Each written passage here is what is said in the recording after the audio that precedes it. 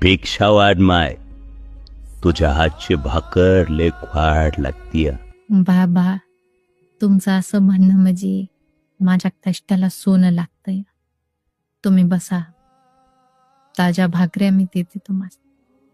बाबा, तुम्ही इतकी माया करता तरी बी लोक तुमच्या वाईट बोलतात. लय वंगाळ वाटतं बघा. माय, संसार असाच असतो बघ.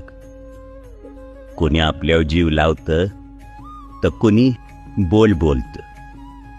पर माणसाचा खऱ्याशी असलेला विश्वास लय मोठा असतो बघ.